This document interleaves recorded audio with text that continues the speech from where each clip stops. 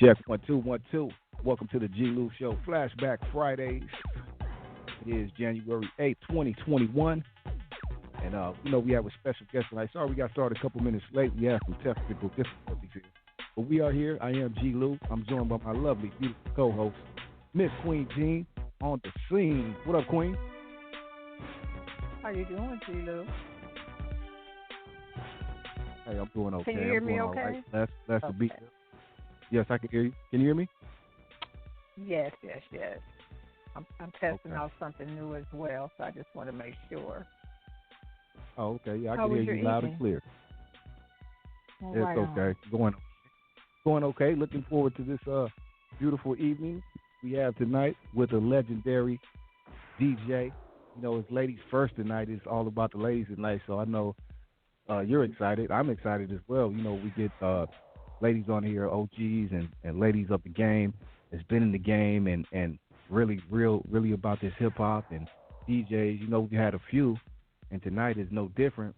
We have a legendary DJ on here tonight, DJ Lady Love, live in the building, DJ and she is here. Love. So, yeah, Queen. She is here. So I guess we'll go ahead and introduce her because I know she's been waiting a minute. I'm sorry, Lady Love. Like I said, we got started a couple minutes late here, but we are here. So she is in the green room ready to come on. So why don't you go ahead and introduce our guest for the evening, Queen?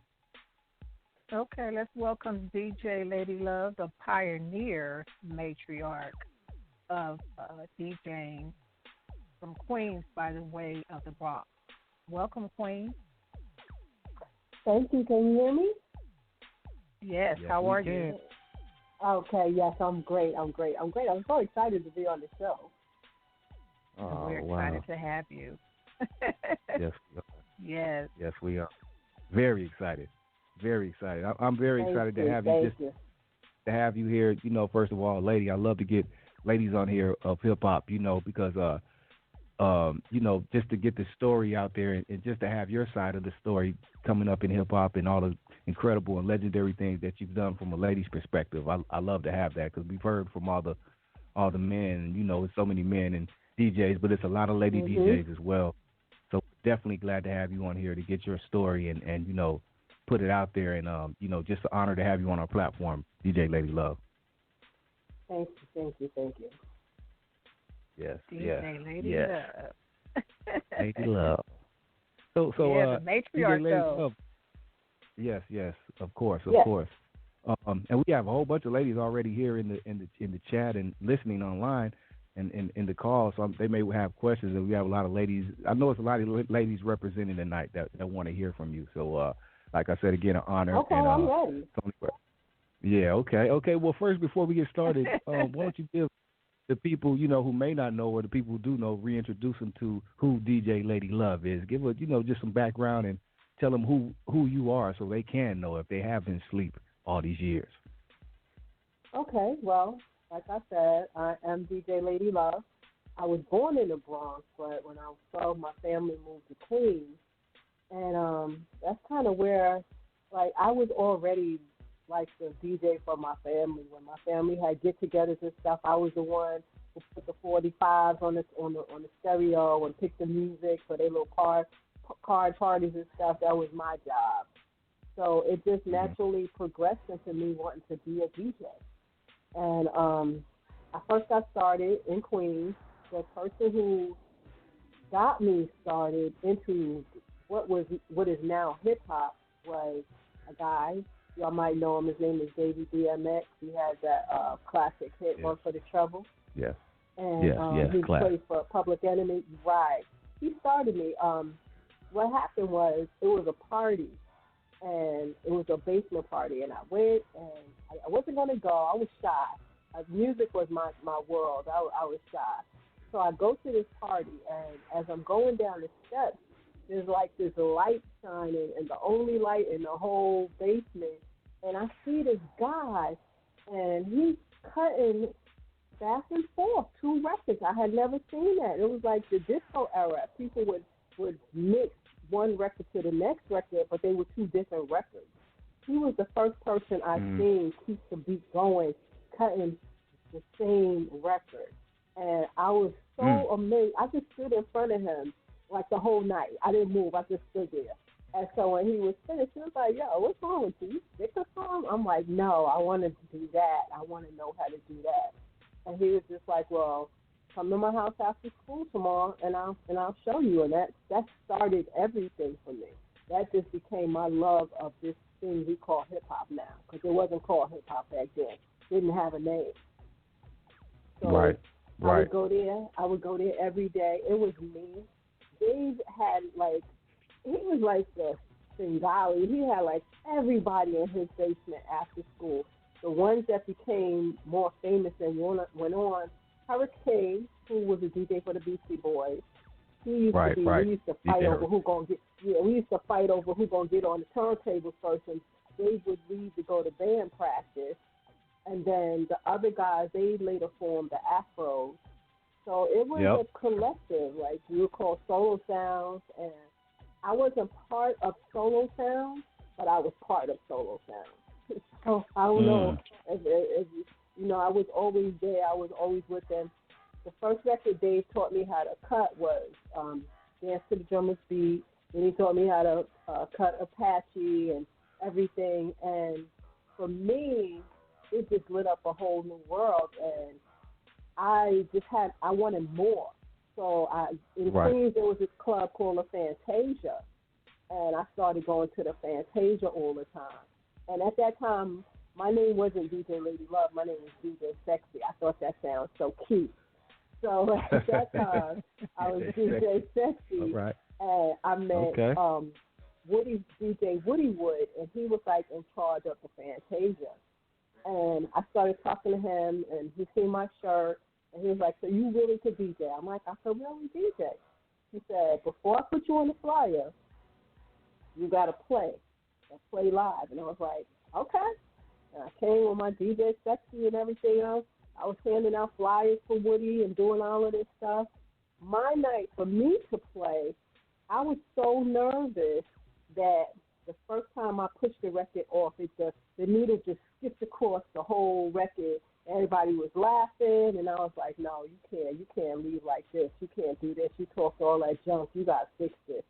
And I continued to play. I didn't let the people know that I was shook. So I could continue to play. And from then on, Woody was like, okay, you did your thing. Come back next week. He said, but you got to change that name. I was like, what? He was like, no, I can't put no DJ Sexy on no fly. You got to change that name.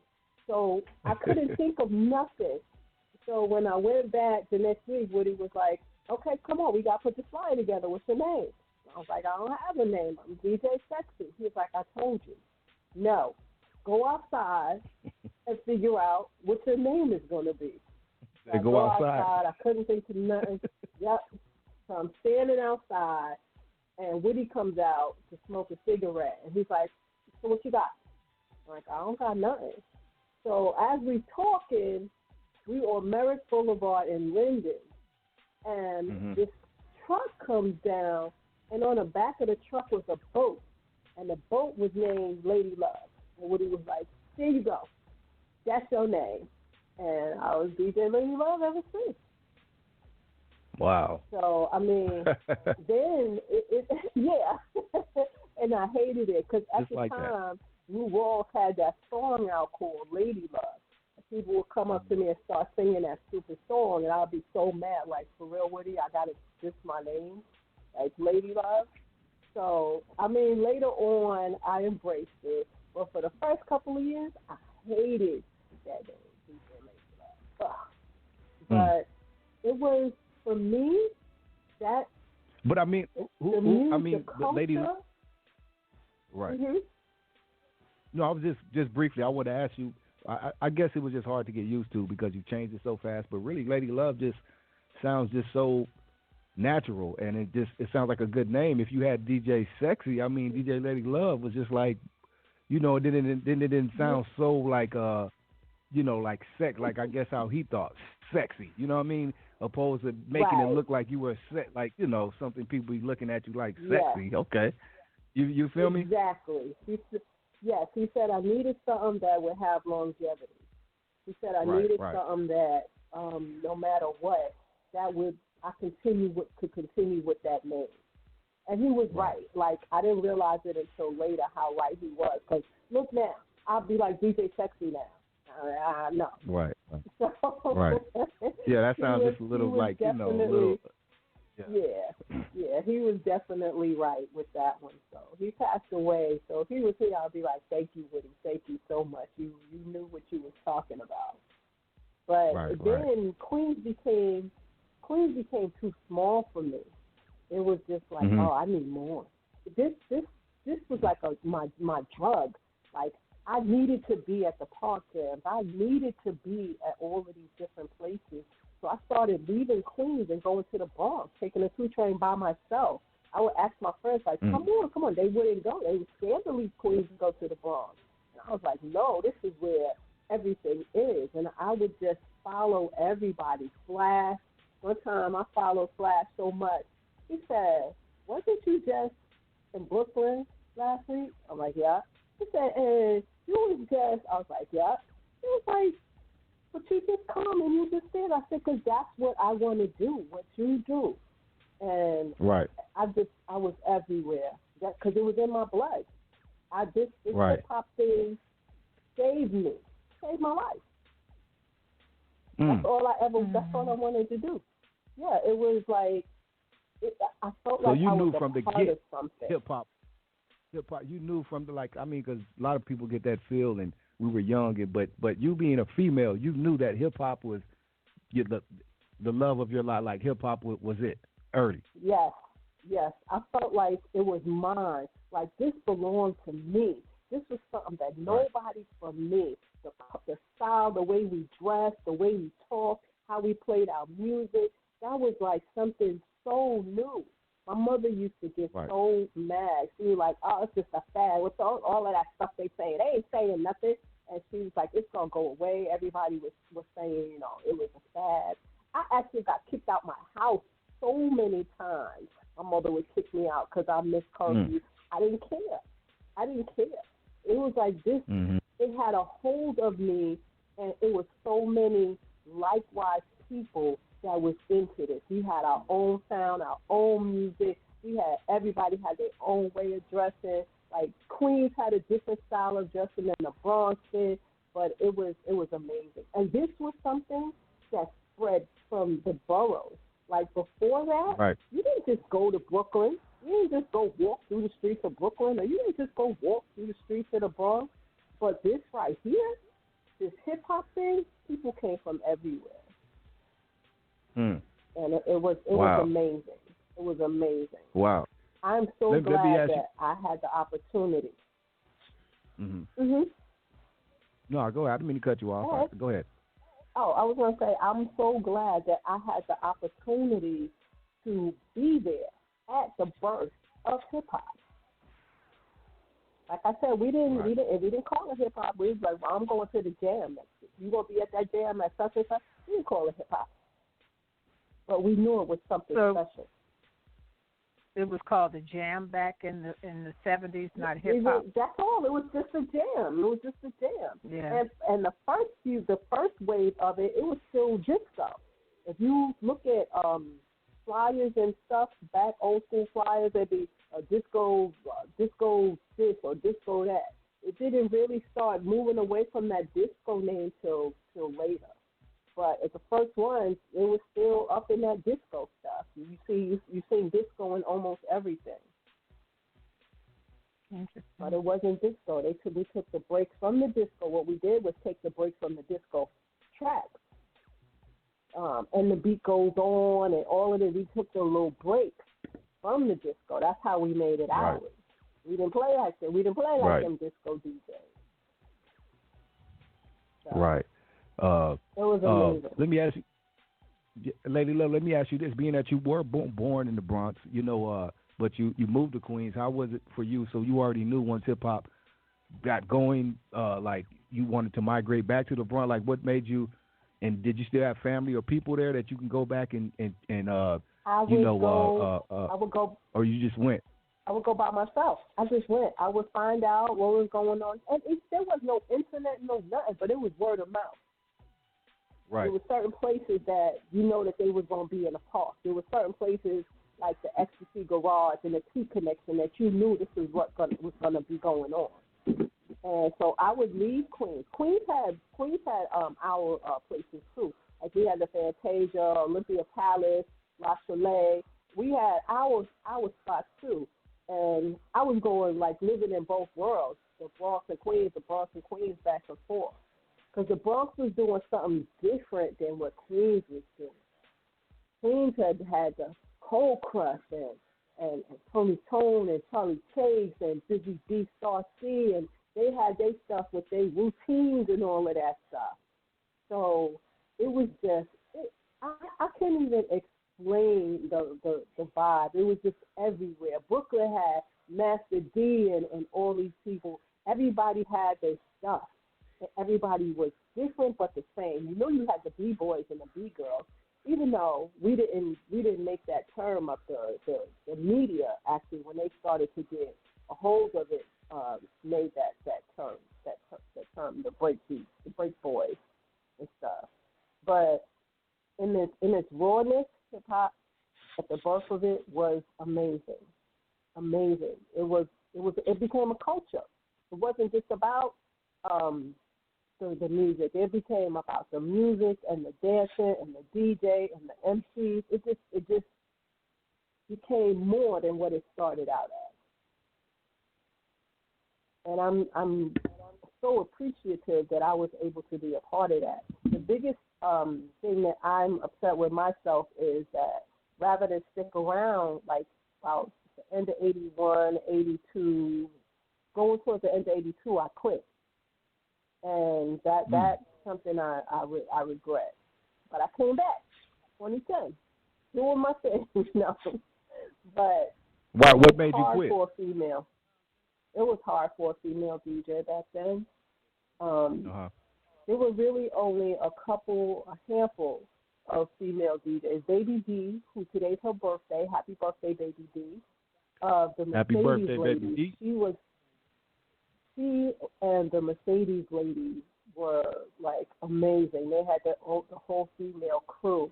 And I remember the first time I saw them, and I was thinking about quitting then. The first time I saw them, I was like, wow, she could keep doing this? So could I.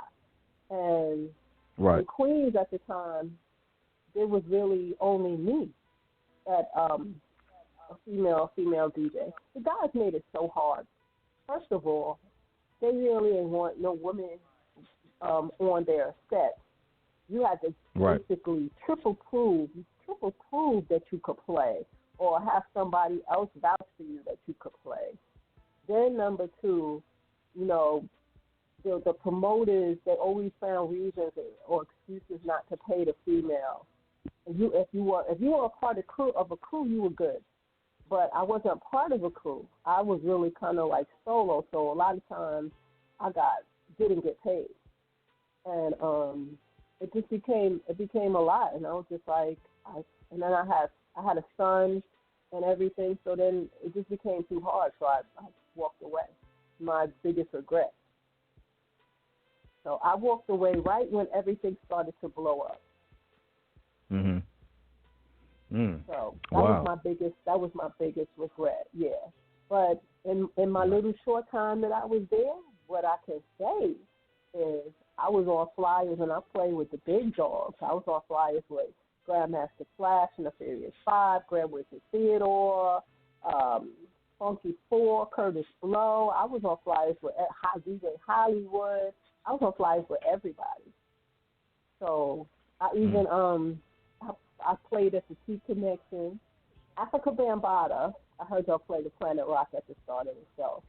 Africa Bambaataa came out to, there was an award show. The Disco Twins had a first annual DJ award show. Myself and Baby D were the only two females on that list of the big dogs. It was Flash, The Furious, Curtis Blow, Sweet G, Master D, The Crash Crew, Bam, Sesame, Count Cool Out, Eddie Cheever, Hollywood, The Twins, Infinity Machine, Theodore, Small, Texas 3. We were all getting awards, and I was playing when Africa Bambaataa came in. I didn't even know he was there, him and Jazzy J. And when I got off, Bam came over to me and he said, you ever want to come play at the T Connection, just let me know. I was like, don't play with me. I'll be there next week. He's like, well, come next week. And right. I went, and he let me play. The T Connection was crazy because their DJ booth was up in the air, hanging by chains, and it was so rickety. But I did it, and Bam was the first one to bring me out to the Bronx. And I played at the T Connection a couple of more times after that. So yeah. Okay. Well, when you walked away for a minute, what was it? How long did you stay away, and what was it that drew you back? I walked away about, I think it was the end of '82.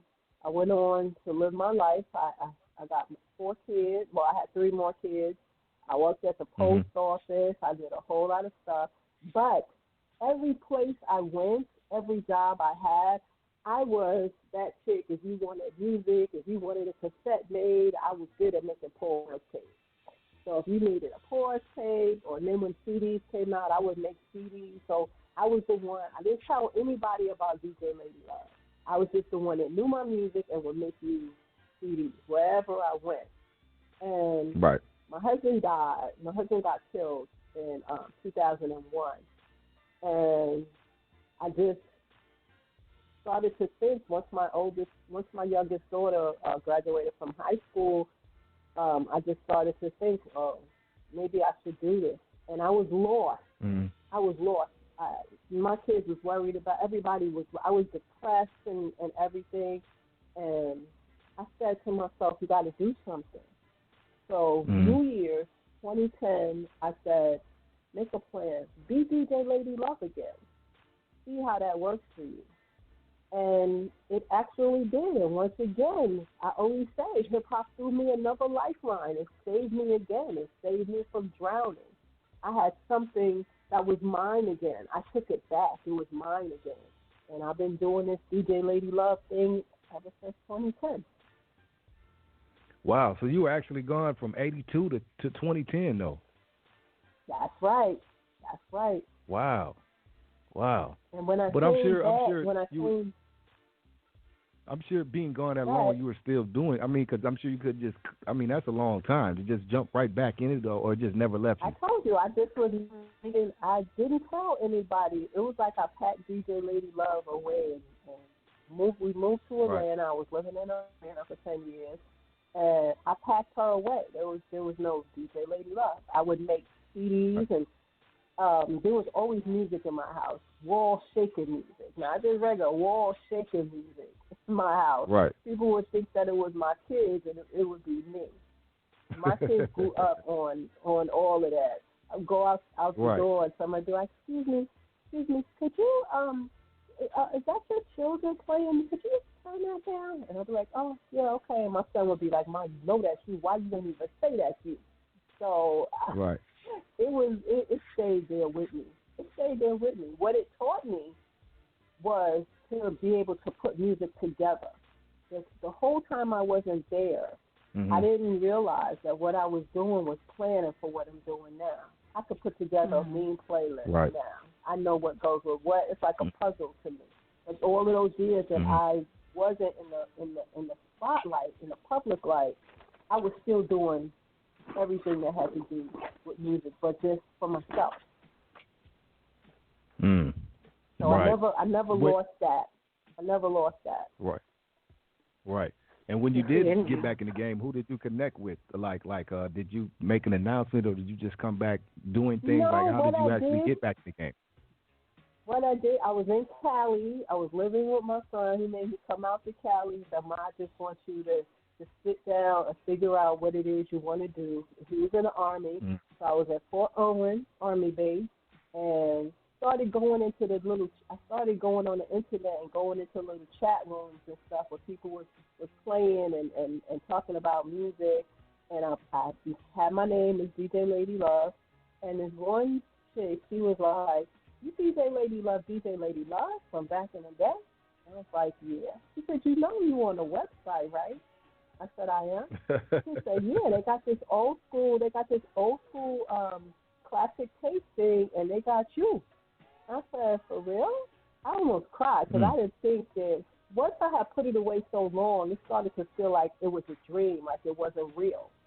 So I go to the website, and there's this tape recording of me and Special K from the Treacherous Three. He has never played with any other female but me. Did a show in Connecticut, and it was Spoonie G, Curtis Blow, the Funky Four, Woody Wood, me, and when we was on a bus, and I was talking to Special K on the bus, and he was just like, "Who's your MC?" I said, "I don't have an MC. I'm just gonna play." He was like, "I got you. And at the time, they had hit records out at the time, so I was like, okay. So when it was my turn, he did. He got on the mic, and Special K was a lyrical genius. He got on the mic, and he was saying rhymes that he had just made up, because he said in the beginning of the rhyme, he said, I got on the bus, pretty woman, just as pretty to be. And I'm like, you was just on the bus with me. Like, you just made that stuff up just like right then at the top. And me and Kay rocked it. And I didn't know that there was a tape recording of that. And when I found that, I just started crying. I was like, oh, my God, it's really true. I really did this. And to have Special K be my MC, that's like, there's no other woman that could say, no other female DJ that could say that they had Special K in the Treacherous Three, MC for them. And that was kind of coming back. JDL from the Cold Crush, he had reached out to me, and I came back to New York, and he introduced me back around to everybody, to Red Alert, to everybody, and people started to be like, yo, you DJ Lady Love from? I'm like, yeah. And I put up my flyers on Facebook, and it was like, wow, that was you? I'm like, yeah. And it just started. Ended up being Grandmaster Cass, GMC Entertainment. He pulled me in, and I'm a GMC. I'm under GMC management, and I did that. And it just kind of ballooned from there. The craziness of it was, when I was back in the day, I would go to the Bronx to watch the Cold Crush. I didn't want to know about the MCs. I wanted to see the DJs. So Tony Tone from the Cold Crush was my favorite DJ. I loved to just go to the Bronx and watch him. So it was like, I want to be the female Tony Tone. And then to actually get to meet and know him later on was like so amazing for me. There's like 4 people that influenced me. Davey B was the first, then Woody Wood, Baby D, and Tony Tone. Those 4 people made me realize that I could do this, and this is what I wanted to do. And then when I came back, those same people, except for Woody, because he passed away, those same people embraced me coming back. Right. When you did come back, like I said, being it so many years, I'm sure you've seen the game evolve, and with hip hop just did so many things. But on top of that, you had a lot of lady, not only MCs but DJs coming to the game as well. Once while you were out the game and watching from afar, or even when you came back, were there any, or even before you left, were there any other female DJs or any other females that you respected or really wanted to work with, or just respected, or Coco Chanel. Okay. She was on with Coco Chanel, Jazzy Joyce, and at that coming back, those were the 2 that I really wanted to. I've never met Coco Chanel. I met Jazzy Joyce a couple of times. Lady D Wells, and it was just, this is one of my favorite female DJs. Her name is Lisa T. She is bad. This girl is bad. She can cut and scratch with the best of them, and she's like one of my favorites. It's just it's so. And my girl, I went to the Scratch Academy, and I did an interview, and I met this young lady, Kimberly, and she was a DJ, and she was just like, I don't know. She said, how did you get to practice? I said, I had to wait and go find people who I knew and I could get on their table.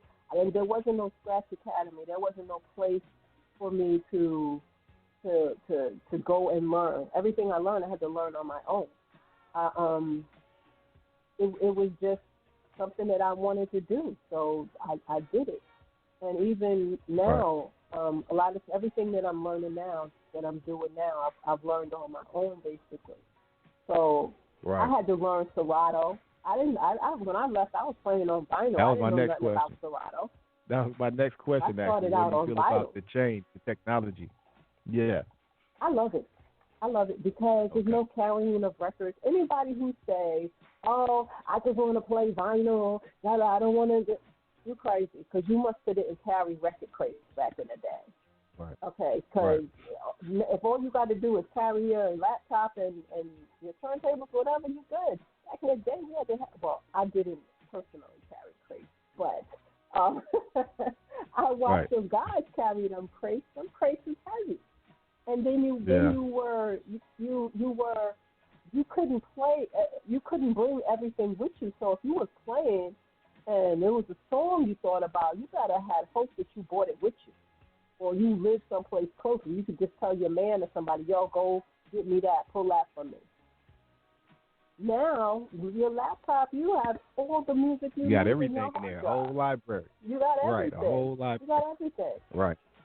Right. And what I say is technology is good. Just because you have technology don't mean that you could play. You still have to have the skill to be able to be a DJ. So just because you might have a sync button or you might have the cues and all of that stuff, if you don't know what to do with it, if you don't know how to count beats, if you don't know how to do that stuff, you still going to be a whack DJ. Right. It's not going to make you a better DJ. It's just going to show that you don't have no skills and you are a whack DJ. Right. So I embrace technology. Right. I was going to say, too, the good thing about being a DJ and then a good DJ on top of that, because now, what I was going to ask you as well, I mean, I know you see there's so many DJs now. I mean, there's DJs everywhere, all nationalities, race, everybody. If you got the skill, you can DJ. Different. But like you just said, yeah, it definitely is. But like you just said, if you are a good DJ and a legendary DJ, you always have a home on the table somewhere. And just like you said, you still got Red Alert and all these legendary DJs still playing today. You know what I mean? Because you have the name. And like I said, you could DJ forever. Unlike certain maybe artists, you know how rap is. They consider you, quote, unquote, old. But when you're a DJ, you can pretty much play forever, You can play forever. As long as you know, you got to be prepared. Mel Star told me one thing, and I love DJ Mel Star. So the one thing you need to know, that if you want to do this, is practice, practice, practice, and then practice some more. And you also have to know how to read the crowd. If you playing and ain't nobody dancing and everybody's just standing around, then something is wrong. You're not doing your job. So just because you could play don't mean that you can rock a party. And that's the big difference. Right. That's facts. Hey, Lady Love, let me ask you this then, to piggyback on top of that, because I asked somebody else this before, I believe. Being that you come from hip-hop, back in the day, you definitely, I'm sure like me, appreciate a certain sound of hip-hop. But we all know, like, it's a whole lot of music out there when you DJ. Like you just said, you have to be able to move the crowd and all of that. How do you deal with DJing different crowds, or do you prefer not to, or just to prefer to do certain gigs, or are you open to all gigs, and how do you deal with the like new generation, all the different music out there now? That's a tricky question for me, because even on my radio station, there's certain music I'm not gonna play. I'm not gonna play garbage music. If it's good and I like it, I'll play it. I will incorporate it into. I have a name now, I guess. I'm an open format DJ. I didn't know that was a name, but somebody told me that's what you do. You're an open format DJ. So I play everything. I can rock every type of crowd, I believe, because I always do my research and stuff. And like I said, I'll play new music if it's good. If it's some just horrible, garbagey crap, I can't play it. I'm sorry. Right. I'm Right. sorry. So. Well, how do you deal? Because see, even me, when I was DJing, I DJ'd off and on a lot. But sometimes it does get frustrating. Like say if you just you want to DJ for somebody, say it's just a friend or a good friend, they know how you DJ, but the crowd is all mixed, so you're playing what you play and respectful. You play certain things, but you just may have people in the crowd, maybe young or whoever, want to hear this and hear that, and they're just bugging you. Play this, play that, and it's like you want to play it and please the crowd, but how do you deal with all that? Because now after a while, it's like I don't want to play. It kind of gets frustrating. Well, but if you want to please everybody, if the person who is paying me says, "Hey, I need you to play that such and such," I'll figure out a way to incorporate it. But if it's just somebody like from the crowd coming up to ask me to play that, I don't do that anymore. Because you can have the crowd going and somebody come up and say, "Oh, play this. Everybody want to hear this. Play this, play this." And you play it, and now people go and sit down. They're going to sit down. They're sitting down, and that person standing over there looking. Now, you looking like Boo Boo the Fool. Right. So I don't unless it's the person who's paying me. I don't do those requests like that anymore. I stopped that. That. I remember seeing Kid Capri on a video when some chick came up and he was playing hip hop, and this girl kept bugging him. Hey, can you play something? It was a reggae song or something. He went off. Like, do I come to your job and tell you what to do? How you gonna come to my job and try to tell me what to do? And people will bring you their phones. What's on my phone? No, this is my job. But I mean, But I mean, but you got, like you just said, to all due respect, that's Kid Capri. So it's not like you're gonna just. He's already that's respectable, and it's like, okay, this is my set. Right. Nobody's really gonna tell Kid Capri. But if you're just a regular DJ, you're at DJing a party, people don't know you like that. They're like, hey, they may be friends of the host, and it's like, hey, he's not playing, and you got to hear all of this. You know what? I don't pay it no mind. I'm a mean DJ. I will look at before you even step up to me where I'm playing at. I'm giving you the think out. Like, why you even coming? Why you even coming over? Yeah, why you even coming over here? One time somebody even said, put up a jar that say $25 per request or $100 per request. Mm-hmm. Put that right on the table next to you. There you go. $2,500, and I might be able to get it to you. I don't know, but I'm not. I'm not gonna let somebody. If I got the crowd flowing and everything, I'm not gonna let somebody come and mess that up for me. Right. Exactly. They really shouldn't be able to even come into your space. But again, it depends on the type of setting. Yep. It could just be a little party, and they got access to you. I really haven't had that problem because I swear I am mean. Like, they be looking at me like, and I'm looking at them like, I don't know what you want, but you need to go back over there. So yeah, I'm gonna do that. No, that's right. That side eye. That's right. Don't even think about coming over this way. I am not a jukebox. This is not payola. Unless, like I said, unless you are the person who's paying me, and if the person who's paying me wants me to play something that I know is not going, I'm gonna be like, look, I know you paying me and all, but you pay me to rock your crowd, right? And that's not it. I know that's right. That used to just, like I said, frustrate me. That used to frustrate me dealing with all that. I used to be like, oh my God, I don't know if I could deal with it. But I understand totally. I don't pay no mind. Right. Because you're the DJ. You're the DJ. You set the tone. If you're a good DJ, you're able to set the tone and play with people's emotions with the music that you play. That's what you're supposed to be able to do. That's why you're there. You're the DJ. You in control. Like, They're not in control. You control them. You like the puppet master. I'll have y'all dancing to all of this stuff right here. You're a puppet master. That's what a DJ does. Yeah, and that's true. I guess it's just like what I was getting at, really, when you're having those type of functions where, because certain crowds, you already know how to rock. Yeah. They but you may have a crowd where it's like a family reunion and it's mixed, or something like that. You got a lot of kids and adults. You know how to rock them, but you got all these kids or different people. They want to hear what they want to hear. That's why you always find out. You always find out what the songs of the day are, and always make sure you as a DJ, you're still supposed to be prepared. So if you know that it's going to be a mixed crowd and there's going to be some kids there, they're going to want to hear some crazy song that you find the clean version and you fit it in there. That's another thing too. What version to play? That's another thing, because the kids want to hear that, but then you got other people like, what are you playing over here? Hold on a minute. They getting offended. So it's a lot that goes into all that. Yeah, that's why you're supposed to know who you playing for before you play. Right. And always be ready. I always have a crate of nothing but clean versions. If I see little kids, I don't play the explicit version. I don't care what adult might come. Why are you playing that version? Because there's kids here, and you might not like it, but I don't play like that. I don't do the explicit version when I know that there's young ears listening. Right.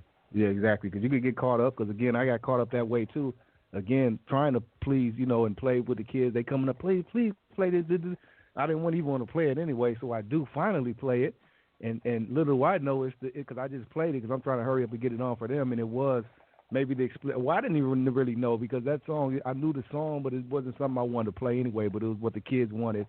And then lo and behold, it's explicit and it's saying all of this. Next thing you know, they got their parents. And their people come, what you playing? I'm like, well, that's what your kid wanted you to play with. I didn't know. Now they coming up to me, hey man, what's up with that? And I'm like, oh my God. Oh yeah.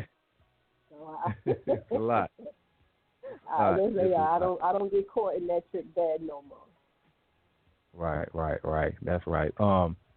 I got one more thing I want to ask you. I'm gonna turn over to Queen. Cause you mentioned DJ Hurricane, legendary DJ, my guy from, like you said, the Beastie Boys, Afros, and all of that. How does it feel to see him now on TV with the reality show? I was just watching that show the other day, and I'm like, look at Hurricane on there. I love Hurricane. He was so mean. He's just mean back in it. Just so mean. Right. He's mellowed out and everything. But when we used to fight, man, like, no. When Dave would leave, he'd be like, okay, y'all, please let my basement be here when I come back. Okay? So, because soon as it would be basically me and Hurricane, because the rest of them were kind of like the MCs. It would be me and Hurricane. I'd be giving him the side eye. He'd be giving me the side eye. And, like, if he's taking too long, like, look, you heard what Dave said, right? And so he would get off and let me get on. But right. It feels good. Yes. And he seems so humble now. I guess he's on there with his kid, with his daughter. So he's just a humble guy, older guy, and he just seems loving. I'm sure Hurricane too. Another thing, I'm sure him being that he jumped out there with the Beastie Boys, even though that was different. But I'm sure he got kind of spoiled because the Beastie Boys were so big and just like on a whole nother level as far as you know what I mean? I'm sure he got spoiled, the type of stuff he was doing with them. That was major. Yep. So I was so proud. I was like, wow, these are the guys that I would be fighting in the basement to get on the turntables with. And like I said, that was my biggest regret, because I think about it. Like, what could I have, with Hurricane and everybody doing their thing and Dave going on to do his thing and everything, it's just like, what would you have done? What would you have done if you had a stage? Yeah, you might have been with Salt and Pepper. You might have been, ain't no telling. You could have just been the first to do so much. You know what I mean? Well, I was. I'm gonna tell you this story. Rest in peace, Ecstasy. Okay. I played in Brooklyn, and at the time, Ecstasy and G-Lew used to answer the phone for Mr. Magic on the Magic Rap Attack. And I had played in Brooklyn one night, and they came through, and Ecstasy was talking about it on the station. So I called in, and I said, "Yo, I was there. I played." He said, "You there?" I was like, "Yeah." So he gave me his phone number. He said, "Call me after the show." So I called him. He said, "Look, we put together this group, and we need a DJ." I said, "Okay." He said, "But we only having this one audition. You got to come to this audition so I can let everybody else see you." I said, "Okay." That weekend, I played at the T Connection, and as I was coming down the stairs, Glenn Theodore was going up the stairs. And he said, "Oh, good job, good job." He said, "I could teach you some stuff. Here, here's my phone number. Call me." And it happened to be the same day that Ecstasy had told me about the audition. He said, "Call me, and I'll meet you at the train station and everything." So I'm like, "Hey, which one do I go to?" Like, they wasn't like Houdini yet. They was just answering the phone. Right. Theodore was Theodore. So I'm like, "Okay, I'm going to do this thing with Theodore." So I called Ecstasy, and I say, "Yo, can I come another day?" He said, "Lady Love, I told you it's that day." So I was like, "Damn, okay." So I choose Theodore. So I go to the Bronx. Theodore told me, "Get off at 174th Street and call him." I call Theodore. No answer. Finally, his mother answers the phone, and she said, "Oh, he's not here." I'm like, "Oh, my God." So I call X back, and I say, "I'm coming now." He said, "No, Lady Love, I told you. It's too late. You know, we already getting everything together." And I was just like, "Are you kidding me?" So when I seen Theodore, like years later, I said, "You know, because of you, I could have been the Grandmaster D. That could have been me." And Theodore was like, "What are you talking about?" And I told him, he was like, "Yo, I don't even remember that. I'm so sorry." And then 2 years ago, I went to Atlanta. Had so much going on. 2 years ago, Jalil invited me to Atlanta for my birthday. They was playing in Atlanta, Camp Creek Parkway, someplace they was playing. And he said, "Lady Love, come on down and everything. It's your birthday." So I was like, "Okay." So Mel Starr, who was their DJ, me and him is cool. So I was telling Mel Starr that story. And he didn't believe me. He was like, "You go back that far?" Yeah, okay, I don't know. So I said, "X, tell her." He was like, "Yeah, she's telling you the truth." And Mel Starr was like, "Really? You go back that far?" I'm like, "Yeah, I do." And so when X passed away, it really hit me hard. Yes, rest in peace, X. And the crazy thing, you know, we were supposed to have Ecstasy on here, but we did have Jalil on here a few months ago, and it's crazy you said that because he was talking about the same story, how he did used to answer the phone over there at the radio station before they popped off and all the things they had going on. So that's wild. Yeah. That's something right there. Yeah. Wow. So I've been in a whole lot of stuff. And like I said, I don't know where I would be if I hadn't left. Right. Let me ask you this, and I know I'm going to turn it over to Queen. Queen, you got it. Let me just one more thing. Speaking of being a female DJ, I wanted to ask you, dealing with so many male-dominated arena, and all these male DJs. I'm sure they were a lot of your friends and this and that. But how was it dealing with, like you said, when you wanted to do business? Was it hard sometimes to do business? Did you know who was being sincere or who was just maybe trying to holler at you on the side? Did you have those type of issues, or was everything pretty square, up and down? That's why I quit. Okay. That was the whole reason why I quit. Okay, because I got you. It was hard. Yeah, it as a female, it really was hard. And the thing about it, I didn't want to mess with no DJs and stuff because I didn't want people to say that that's how she got on. Oh, she got on because she messing with so-and-so, or so-and-so is putting her on because he's tapping that. So for women back then, yeah, it was hard. Like I said, they didn't even want a female on their set. Dave was like different. Dave was like, "Yo, if you want to know how to do this, I'll show you." Right. So and once that kind of opened the door for me, because once other guys saw that I was playing on somebody else's set, it opened the door. I played on a a lot of sets after that, Disco Twins, Infinity Machine, and all of that. But it had to be broken through. You know what I mean? It had to be somebody else had to see me play on somebody else's stuff first. Right. And I had to be, and I couldn't just be, I could be better than somebody in the crew, but if I was a female, it really didn't matter. I had to be like, it's going to be hard. Better. Yeah. They weren't going to just give it up for you just because you were a female. They were trying to get on, too, so they weren't going to just give it up. Exactly. Like, hey, you got it. They probably was low-key hating on you. I'm sure. Exactly. So when I got to play, and like I said, from to the T connection, that was so big for me because at the T, that's where everybody played and where everybody hung out. So when Sam invited me there, it was big. It was big. Mm-hmm. So that was amazing. Then, like when I came back, I got to play at 5 Zulu Nation anniversaries. When I first came back, I went to my first Zulu anniversary, and I loved it. I seen Mel Starr, I seen all of these people playing, and I found Bam. I'm like, Bam, I want to play next year. He was like, you got to talk to Yoda and Big Jeff about that. Rest in peace, Lord Yoda X from Zulu Nation. I would follow Yoda around the park.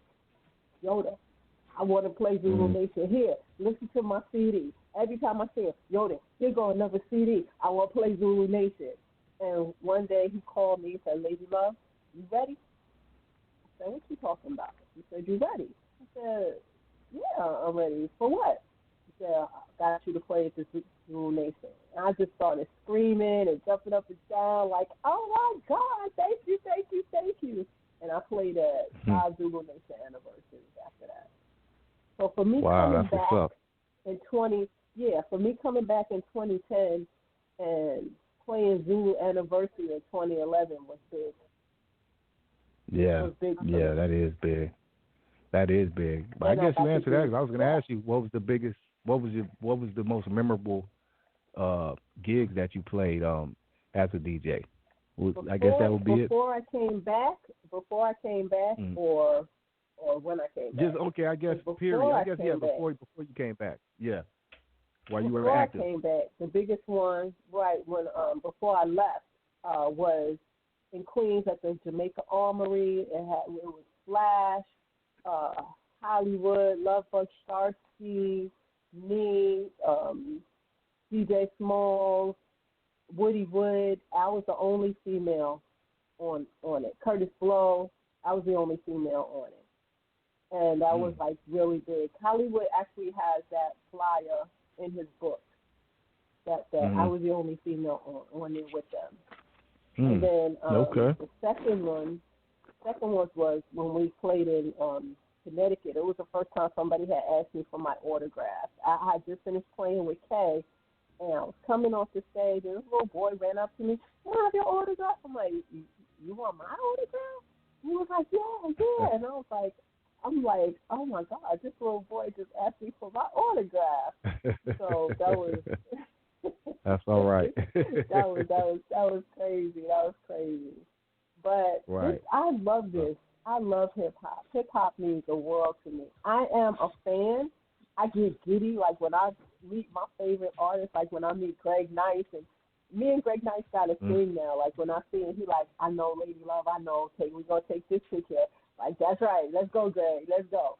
So, for me, meeting these people that I love their music, is when I met Rakim, I almost lost my mind. Ooh, I met Eric B. and Rakim. Oh, my God, I almost lost my mind. That's the man right there. I took a picture. I know you there. I met Big Daddy when I met Big Daddy Kane. So, all of this, as much as I'm a DJ, I'm a fan of the culture. So, when I get a chance to, it's amazing to me. Right. So I love it. Wow. That is amazing. Okay, so Queen Jean, you taking up Queen Jean time. I know, right? I'm so sorry. Look, you got me over. I feel so bad every time I say something else. I'm like, damn, I was supposed to stop. But the history is just so incredible. I'm so sorry. Queen understands. You know how we get when we I do understand. People of I told you though earlier. I told you, Queen, earlier. Uh-huh. I gave you full warning. So I'm used to this. He let me get in, every now and then. So it's all good. Oh, well. Go ahead. You got it. Well, there's a question that I've always wanted to ask a DJ, and this is from my own personal experience. When I'm on the dance floor and I'm grooving, here's this good Atomic Dog music, maybe some Lakeside, Fantastic Voyage, maybe some Do the Hustle, and all of a sudden we go to A House Is Not a Home. What is that about? Yeah, no, you can't do that. No, that's a whack DJ. That's a whack DJ. I give that's that a DJ whack. a side eye. Yeah, I give that DJ a side eye. Like, really? Yeah, no, that's a whack DJ. No. Okay. When I play, I don't bring you up to take you back down. That don't make no sense. I'm increasing my BPMs as we going on through the night. It's getting a little bit faster, a little bit faster, a little bit faster. Now you sweating at everything. Oh Lord, DJ Lady Love, what you doing? What you doing, girl? And let you get your little dance on. But as say it's like 3:00 and it's over about 4, I will start slowing down my BPM, but I don't drastically go from something to no. That's a whack ass DJ. Yeah. Excuse me. You're on the dance floor dancing with this dude, and then all of a sudden here comes the slow jam, and he thinks he's gonna bring it in, and you walk away. Yeah. No. That's what I would just like walk away. Yeah. Okay. I don't play like that. I don't play like that because maybe like I said at the end of the night. It's like it's over at 4, maybe about 3:30. I'll be like, yo, we about to slow it down for my couples that might want to, get their little 2-step groove on. Then I might do that. But if we in the middle of a party, no. Mm-mm. Yeah, you're right because that's how I felt. Like really, I felt like God, you're whack. So you're absolutely right. What is the most rewarding part? I don't even like to I like to see the people dancing. That's the most rewarding part for me. And I don't quick mix at a party. The quick mix I'll save if I'm making a tape or making a mix or something like that. I'll do that maybe. But I want you to feel it. I want you to feel that song. I want you to groove. I want you to just be like, oh, suck it now. Let's go. I want you to do that. And I don't want to cut it off in the middle of you doing that. People just go switching from one record to the next, like right when you're in the middle of that groove, they done put you to someplace else. No, I'm gonna take you there. You gonna get there. So gonna elevate but you're gonna us, enjoy keep us going. Yeah, that's right. That's the type that's of right. DJ. That's I like what to have DJ, those. That's what a DJ's supposed to do. We're supposed to be there to entertain you, for you to have a good time. At the end of the night, if somebody come up to me and be like, Lady Love, I had so much fun, that's it. That's good. I did my job. I did my job. Well, I knew I had a good DJ if I had blisters on my fingertips. If I didn't have blisters on my fingertips, that was not a good DJ. Yeah. I have a question. It's kind of like off. If you could be stuck eternally in 1 year's music scene, which year would it be? If I could return? No, eternally be stuck in 1 year's music. Like, what year of music would you? 88. Yeah.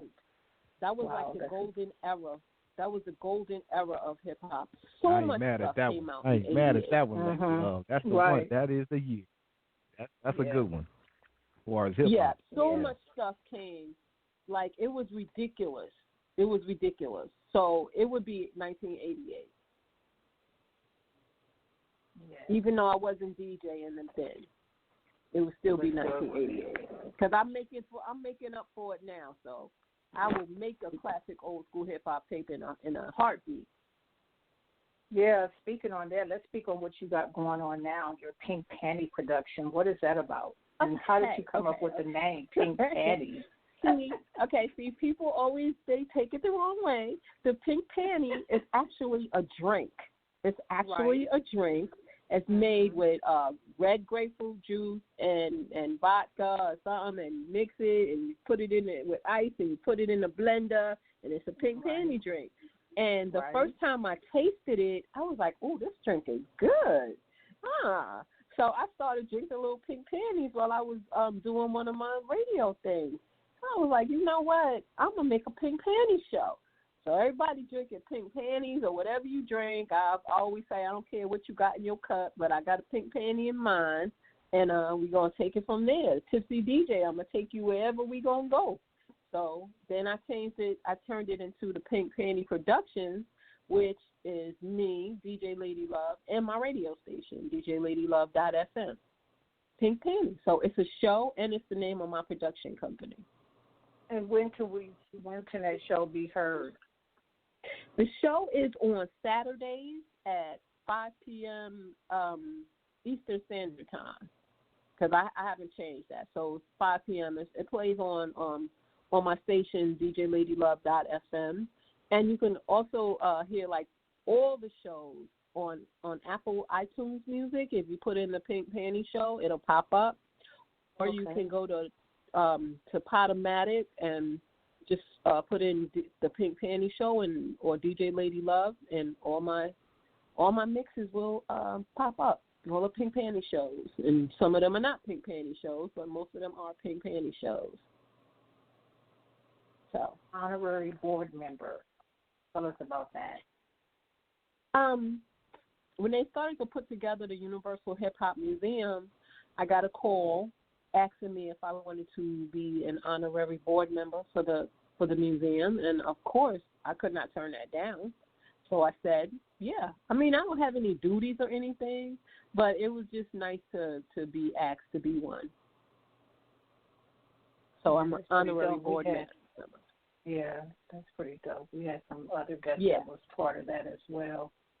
Wow. So, I mean, it seems like I'm doing more now than actually I did back in the day. So I'm keeping myself busy with this. Yeah, and I love it. That break. The Most High has his way of shutting things down, and with your shutdown, and look at how you came back. You know, you got a heck of a comeback now from when you disappeared. Yeah, I'm doing more now than I did back then, especially with the radio station, because the radio station, like Japan, Italy, Ireland, Australia, Austria, all these people tuning in, and I'm like, wow, okay, it works for me. And it's something I always wanted to do. Growing up, I wanted to be a program director. I wanted to do all of that stuff. I didn't get a chance to do it. So now, like I said, I decided why not just start my own radio station, and I've been doing it for 3 years now. So people like Red Alert and everybody, they'll send me mixes, which for me is so amazing. Red Alert hit me, Lady Love, I got a mix for you. You want it? Yeah, of course I do. So it's amazing at the support that I get from my station. Yeah. So, and I'm in charge. This is where you're supposed to be. Promotions. I do everything. I'm the CEO. I say I'm the CEO, program director, promotions department. I'm everything. I make the flyers. I do everything. Wow. And everything I taught myself.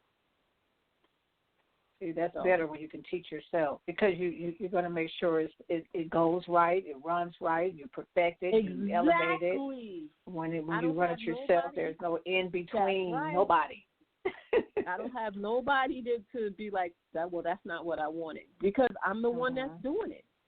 So and right now, for 2021, I'm trying to do some different stuff.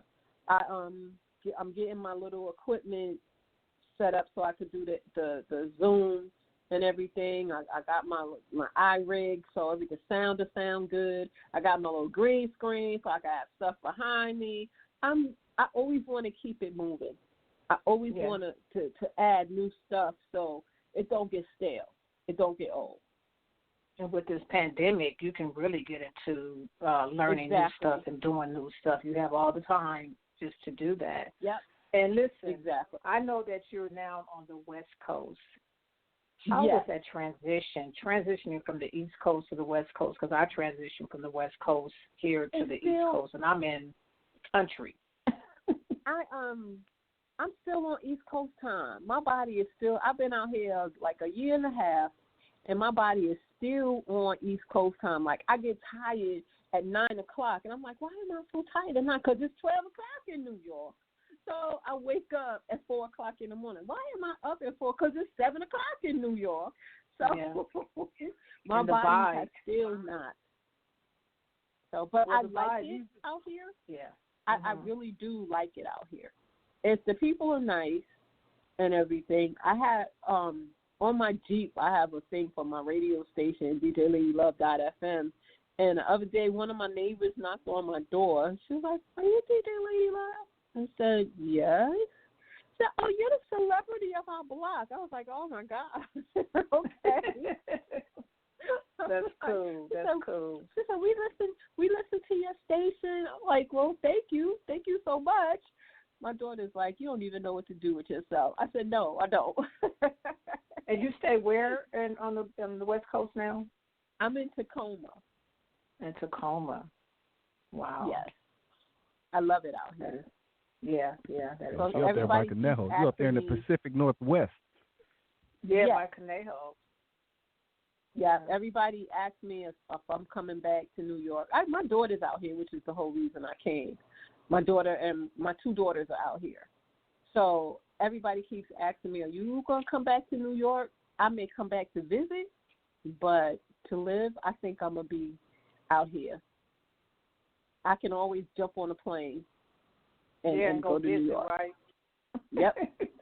Because I would never move back to California. I'll go there to visit, but I don't think I would ever move back there at all.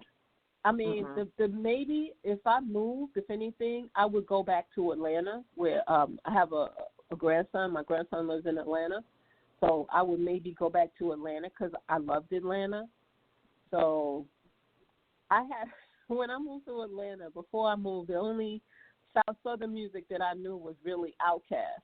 When I get to Atlanta, all of a sudden I'm into UGK and all of this stuff, and my son banging it in my truck. And my son is like, I was into Gucci Mane and Jeezy, and my son is like, you need to go home and detox or something, because what is going on here? He want to know why you not listening to no Blue Magic. Yeah, I'm like, what is going on here? But I'm just like, I love all kinds of music, so as long as it's good, and I love it. That's why I like doing my radio station, because I call my station the station for music lovers, because you can hear some of that. You could hear, like you said, some Blue Magic. My station plays everything: salsa, reggae, classics, hip hop, everything. I'm going to have to check that out. Definitely check it out. You never know what you're going to hear when you tune into my station. But right now, what I got going on is mixes. There's nothing but DJ mixes playing on my station right now. I'm in this DJ mix thing. So until probably the middle of January, nothing but DJ mixes playing. So I'm giving a shout-out to all my DJs. That's cool. And you said it was Apple Music? Yeah. Apple Music? If you go to the Apple store and you just put in the Pink Panty Show, all my Pink Panty shows will pop up. Okay, cool. Okay, well, thank you. G-Lew, we got any callers? We have a lot of people, but nobody pressed 1, so I don't know if they want Nobody to speak. I don't just want to put nobody on Okay. blast. But, yeah, right. but we got a lot of people listening out there, so I don't know if you callers do want to speak, press 1. Hey, everybody. Yeah, that's tuned in to DJ Lady Love. Yeah, holler at DJ Lady Love. I see Jeff out there as well. What up, Jeff? BTP Media Group.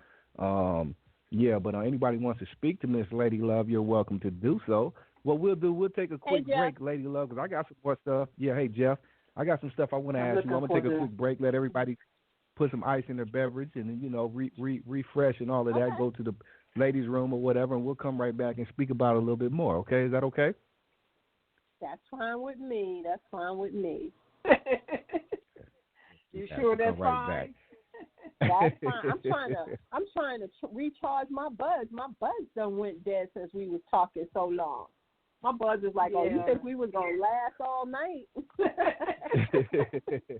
Okay. Well, I'll let you do that right quick. We'll come right back. Okay. Okay, that's fine. All right, y'all. We got the legendary DJ Lady Love on the G-Lew Show, Flashback Fridays with Queen Jean G-Lew, sponsored by BTP Media Group. We will be right back. Yo, this is Marcus T from Timex Social Club, and you're listening to the G-Lew Show.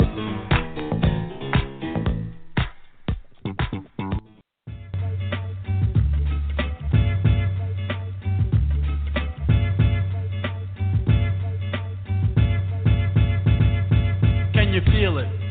Nothing can save ya, for this is the season of catching the vapors. And since I got time, what I'm gonna do to tell you how they spread it throughout my crew. Well, you all know T.J. Swan, who sang on my records. Make the music nobody beats the biz, well check it. Back in the days before this began, he used to try to talk to this girl named Fran. That type of female with fly Gucci wear, with big truck jewelry and extensions in her hair. When Swan tried to kick it, she always fed, talking about, nigga, please, you work for UPS. Since he wasn't no type of big drug dealer, my man T.J. Swan didn't appeal to her. But now he trucks gold and wear fly ballet boots, rough leather fashion and tough silk suits. Now she stopped fronting and wants to speak and be coming to all the shows every single weekend. To get his beeper number, she be begging please, dying for the day to get skis. She caught the vapors. She caught the vapors. She caught the vapors. She caught the vapors. I got another partner that's calm and plain. He goes by the name of the Big Daddy Kane. A mellow type of fellow that's laid back. Back in the days, he was nothing like that. I remember when he used to fight every day.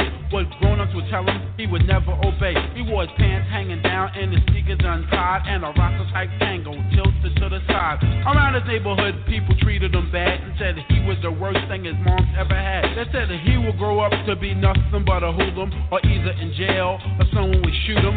But now he's grown up to their surprise. Big Daddy got a hit record selling worldwide. Now the same people that didn't like him as a child be saying, can I borrow $1? Ooh, you're a star now. They caught the vapors.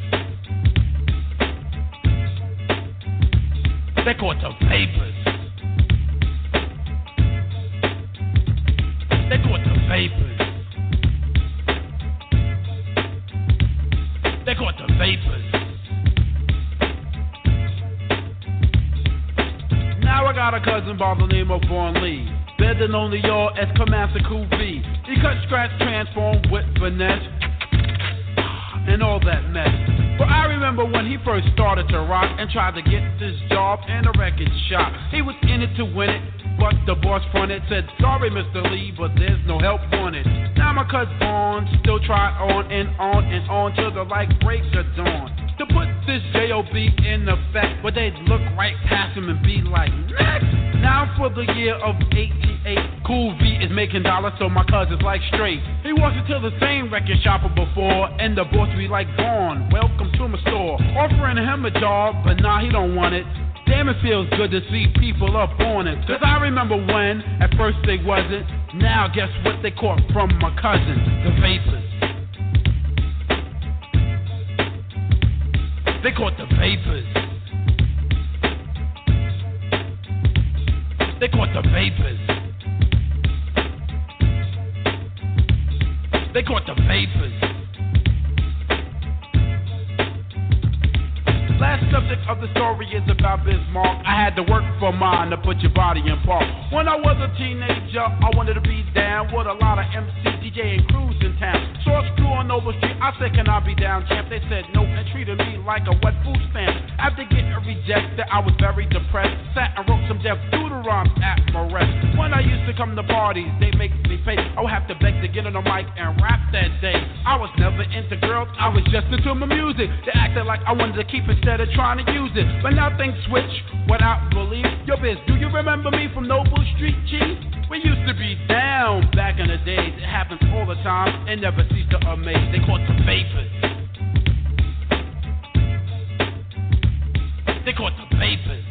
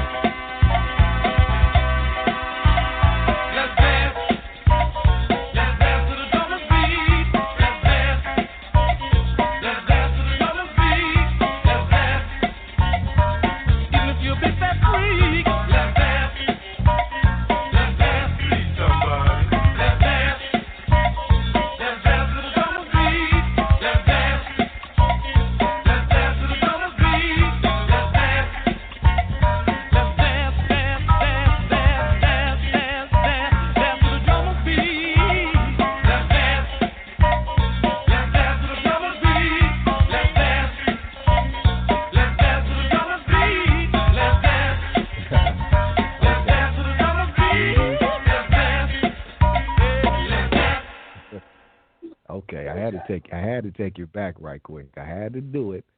One of my I see favorites, and you that. mentioned that's. I mean, yeah, I know you mentioned that's one of the ones you used to cut up to, so I had to bring that back. But that was one of my favorites. That'll always get the party going. You know, can't go wrong with that. It sure will. It sure will.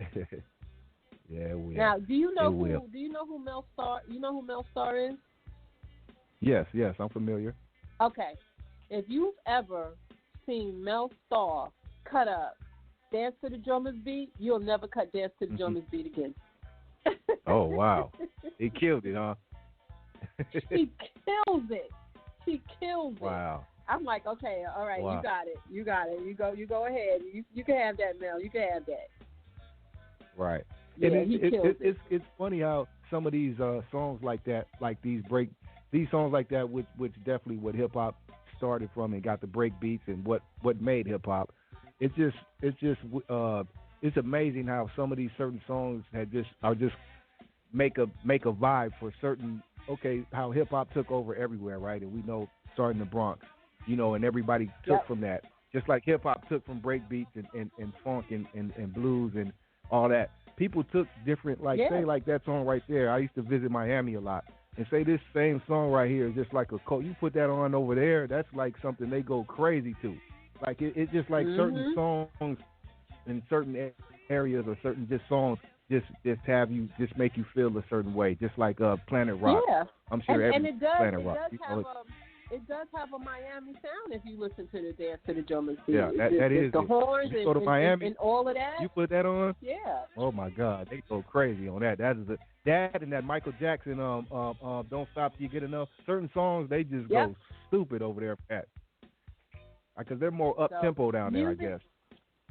Music touches everybody in different ways, and to me, you can settle a lot of things with music, but it also can incite a lot of things. So right, yeah, that's true. That's true. Let me ask you this: you just spoke about being in Atlanta and hearing the different sounds, like again how hip hop has expanded so much now. It's just like I think I was speaking to somebody else about this before. How New York just everything. I don't care where you were at Southwest. In Jamaica, wherever, hip hop at a certain time, like you said, 88 in the 80s to the late 80s, was just the sound. New York and Rakim and everybody. I don't care where you're from. That was your New York sound. Rules. But New York rules. It did. It did. But fast forward to where you have now. Well, even now, it's really kind of different now. Where I hate. I don't want to say I hate it, but I hate the way hip hop has got stagnant to where it's like they only want one sound. Now everything sounds the same. That was not what hip hop was based on. It's cool. Everything's the same. Everybody sounds the same. You definitely could not sound like the next person. It's just like that's it now. That's what I don't like about that. But that's what you're right, because I don't like it. I don't like it either. But it's like this is their generation. This is they stuff. But it's no originality in it anymore. Yeah.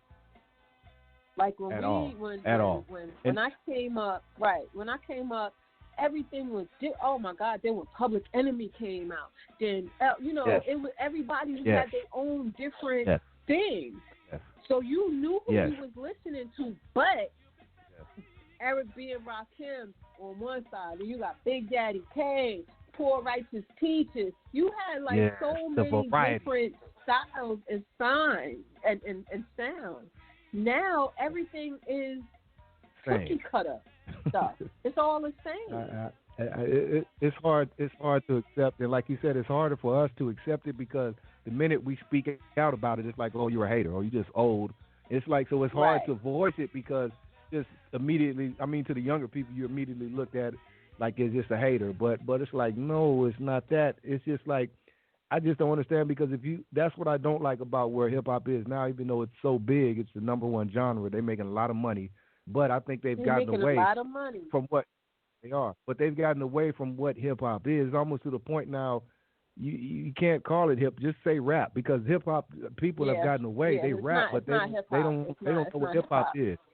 They don't call it hip hop. The craziness is I'm watching these commercials. And I'm watching a commercial about laundry detergent. Hey, there it is. Baby, Yeah. I'm like, oh right, my God. Right. What is? I'm like, what's going on here now? What's going on? Yeah. What is going on? Yeah. So I don't know.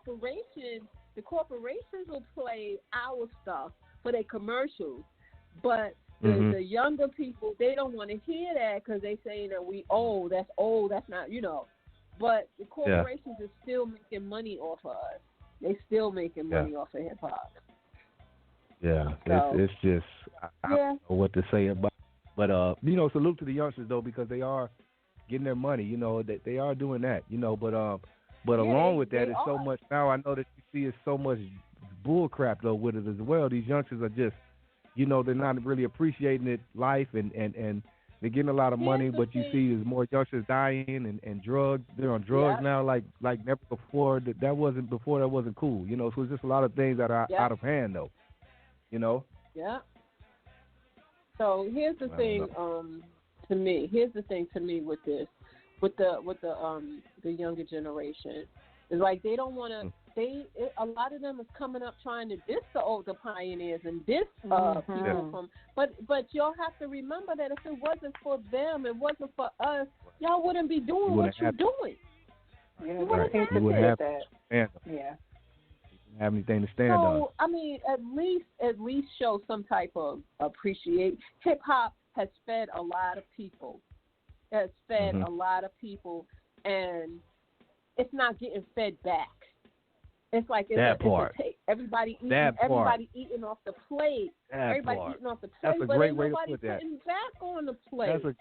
That's a great way to put it, Lady Love. I've never heard it that way. You are totally correct. Like you said, everybody's eating off of it, but nobody's giving nothing back. Yep. You're right. Right about that. Wow. So I mean, I feel like it's which is why I do what I do. I feel like it's up to us. And I feel like we can't wait till this hip hop generation that started this, that bought this. We can't wait till we die off, and then who's going to be the gatekeeper? We have to tell our stories now. We have to preserve our stuff now before people forget. And it's so easy to forget. I'm afraid of that because now. We got so many people, God bless the dead, and knock them, but we have a lot of people passing away left and right. Yep. There's so many people, and it's like you said, I'm afraid that stuff is going to kind of just get washed away to the like it washes up on the surface, from the water, and it's just like nobody's here to really keep the legacy alive, and it's just like these youngsters are not going to do it because it's just like everybody is for self now, so nobody cares really about, let alone hip-hop, let alone preserving anything. Everybody is for self, so it's like I don't know if it'll get preserved right. Right. Go ahead. And here's my thing. Like when they do these award things and everything, they stop at a certain point. But hip-hop didn't start there. Yeah. Hip-hop didn't start with Run DMC. Hip-hop didn't start. You have to go back. Go back to where it started with the Cool Herc. And all of that stuff, because there's more than just Cool Herc, and there's more than just there was people that was there, and who helped build it. So don't just stop at Run D. I had somebody tell me Eminem started here. I'm like, come on now. Oh my gosh. Oh wow. Come on now. Wow. So it's like we have to. I'm happy like with the museums and stuff like that. But it has to be more people that needs to be more. It has to be more people, more. Like, and even with those museums, it has to be more people that have more power to even enforce that. Because even with this museum stuff, it's only going to go so far because only the people that really care, like me and you, or the people that care, are going to push that and promote it. You got these youngsters again that they don't really care about hip hop. They're not going to be caring about the museum and all of that. So it really doesn't matter. Here's my thing. Like, for those people that say, oh, well, Run DMC started this, and that. But then you ask them, well, who did Run DMC get that from? Go and listen to DMC talk about the Cold Crush, that he used to pick up Cold Crush tapes after school and go home, and they would practice to the Cold Crush. Okay, so you can't just stop. You gotta, if you're gonna do it, you gotta keep going back. You gotta keep, like, they'll stop. They'll say salt and pepper is the ones that they. Okay, no, but what about the Mercedes ladies? What about all of these people that built this so that you could have a salt and pepper, so that you could have a Run DMC? What about those people?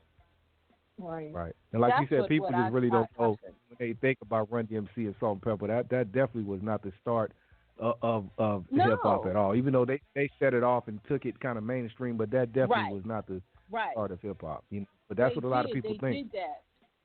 They did that. But don't forget, like I said, about those people, Coke LaRock and people like that. Like me and Sharrock, she told me one time, because I had this con. She said, "Lady Love, you can't wait for somebody else to tell your story. You have to tell your own story." And I love Sharrock. Right. She's the one with the matriarch on my Facebook page where it says matriarch of hip hop. She's the one that said, "We are the matriarchs of hip hop." She was like, "We are the mothers. We are the ones that was there." She said, "They could forget about us. We're not gonna forget about us, because we know what we were there." Right. Yeah. Oh, you're right. So you're right. But with all its faults, I love this thing that we call hip hop. I love the hip hop culture. I love everything about it. Yeah, definitely. I mean, I can't go with hip hop. Like, I'm like you.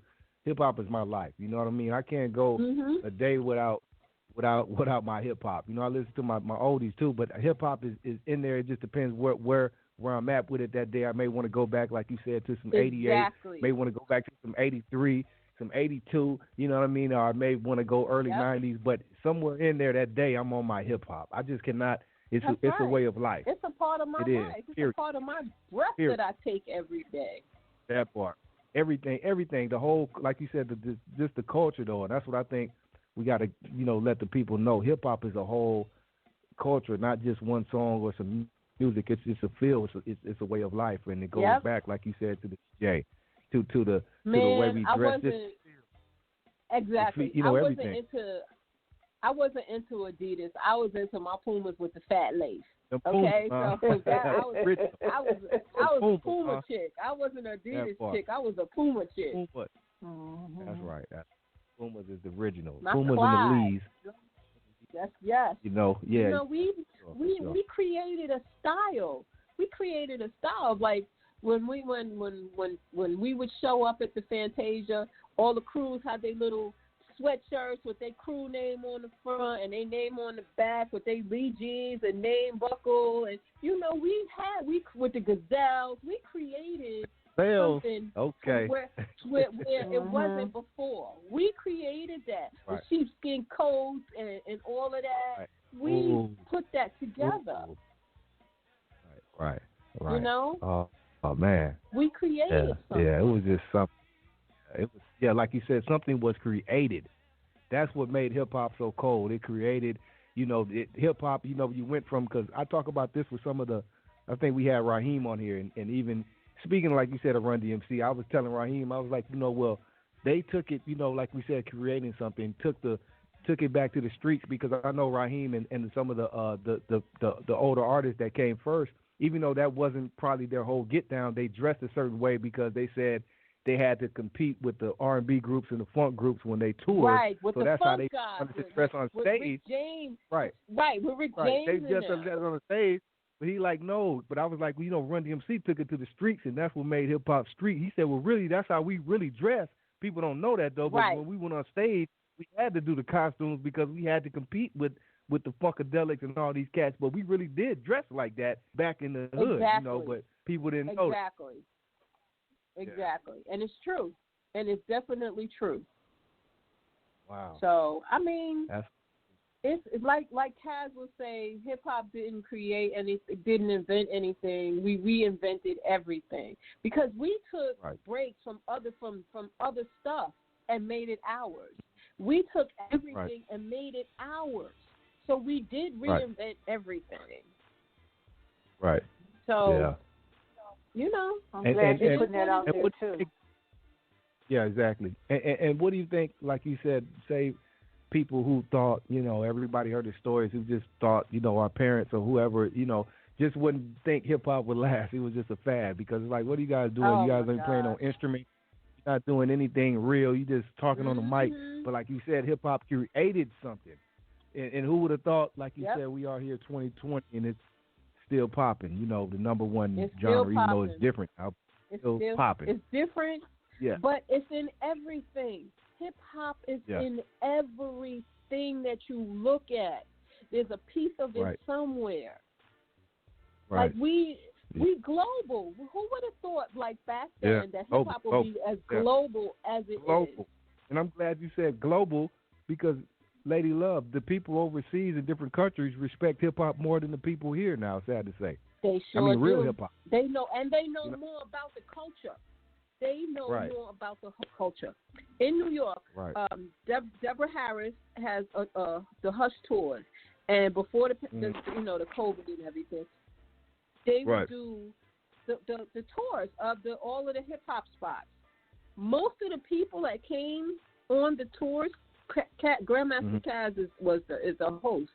And they would like Reggie Reg from the Crash Crew sometimes, JDL would be the host. They would have different hosts. But most of the people on those tours couldn't even speak English. They would come and build their trip around the tour, around the Hush tours. And I remember I was on the tour and the guy couldn't speak English, but he said, JDL, Grandmaster Caz, JDL, Grandmaster Caz. He knew JDL and Grandmaster Caz, but they couldn't speak English. But they had more respect for this hip hop than we did. Right. Wow. Ain't that something? And that's true. I mean, people in other countries respected. I mean, as far as the whole culture, more than the people here. I mean, as far as the youngsters, they just like you said, it's something else now. Now that they're going to add breakdancing as an Olympic I was just about to say that to the Olympics. I want to see how that's going to work. Are they going to bring in people from the Bronx and stuff like that to be judges? Like who going to be the judges? It's probably going to be people from other countries. It's probably going to be more people from other countries involved than people from here because I don't know. I mean, I hope it's like you said, but it seems to me it's probably going to be more people from other countries involved more than the people that need to be, unless they make it a point to do so. Which I hope they do. I'm so ecstatic to see this, but I also feel and I feel some kind of way also. Like this was our baby, and the world took our baby. It's global and everything, but it was our baby. When the post office put those stamps out, the hip hop stamps, I went and bought a whole book of them and I framed it because I never in my life thought I would see the day when there's a stamp with a B-boy or a DJ or on it. So I got that in a frame on my wall. Wow. Let me ask you this, Lady Love. Speaking about hip hop, I know you spoke earlier. Queen kind of asked you, and you said '88 was your year. But let me ask you this, because you kind of cover the whole hip hop spectrum from the beginning to, I don't want to say now, but to the golden eras. But who would be your? Because I know you, like I said, you start with the Cold Crush and all the greats, but you, like you said, you go up to '88, like me, Rakim, and Kane, some of my favorites. So who would be your?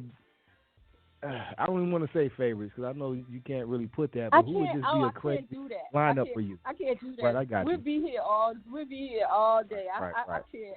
I never could do that. But like Houdini and give me a crazy Nice and Smooth concert you would want to go see right now. Fresh Fest 2021.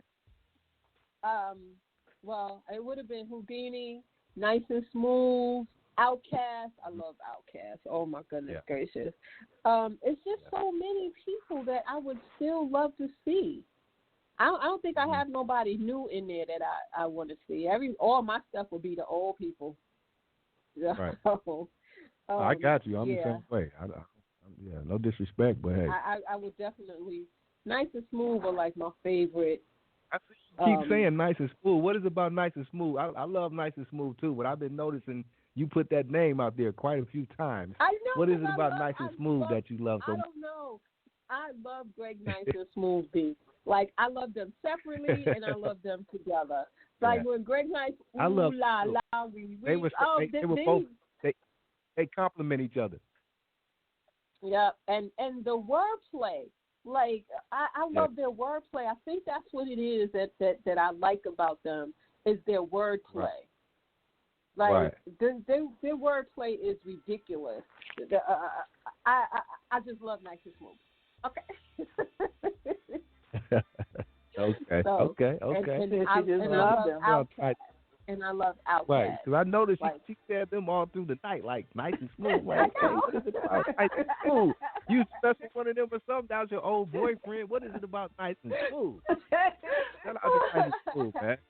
I don't know what it is. I don't know what it is about Nice and Smooth, but no matter, especially when in DeWitt, when DeWitt comes on, the Rest in Peace Guru, like that's my favorite track almost of all time. Like no matter wherever I play, when you throw DeWitt on and that beat drops, everybody's just like, oh yeah.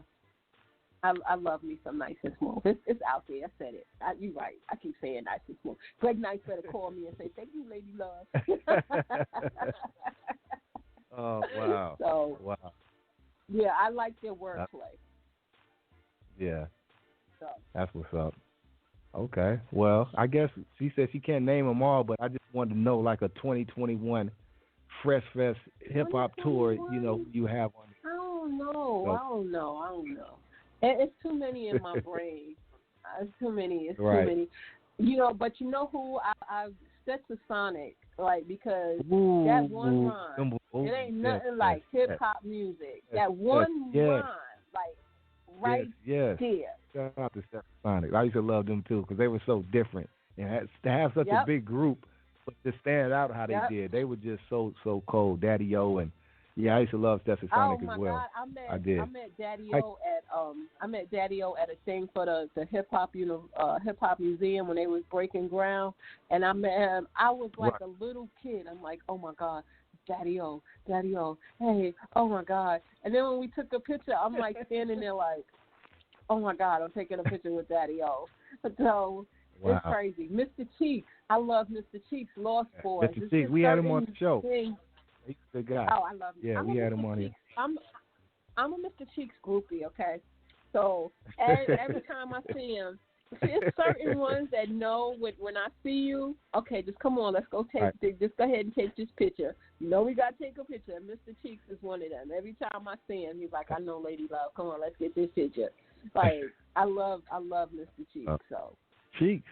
That's what's I up. just have my Rest in peace to Freaky Top. I have my favorites. I definitely have my favorites. How about on the female tip? I haven't heard you speak about any females. Are there any females that you respect? I'm not saying none of the new people. Not none of the new people, but any Nikki D's and Roxanne Shante. I love Roxanne Shante. And I do. I like.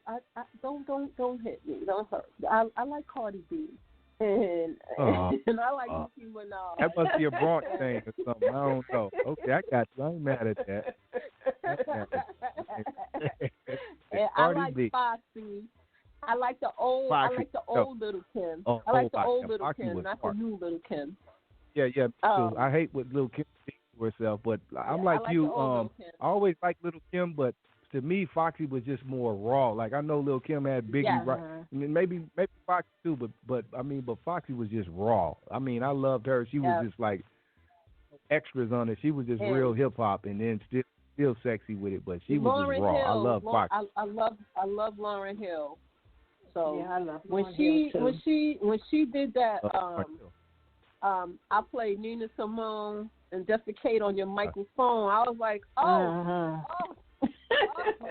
you play Al Capone, I'll be Nina Simone defecating on your microphone. I was like, I love some Lauryn Hill. So and Bahamadia. Okay. Bahamadia. I mean, I was doing the Women of Hip Hop, and the DJ thing was like up in the air. Right. And I knew Bahamadia was going to be there, and I was like, I want to meet Bahamadia. I want to take a picture with Bahamadia. And when she came, I was like, Bahamadia is here. And so I couldn't go downstairs because I was playing.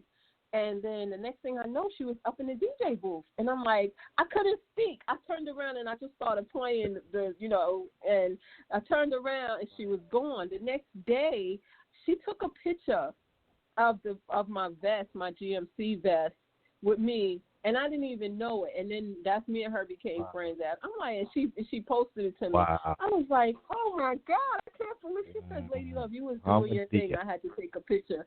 It's crazy. And it's crazy. Remember Queen, the guest we had last week, LD, said the same thing about Muhammad. Remember, it may have been the same event, yes. but remember she was like, I had to go meet Bahamadia.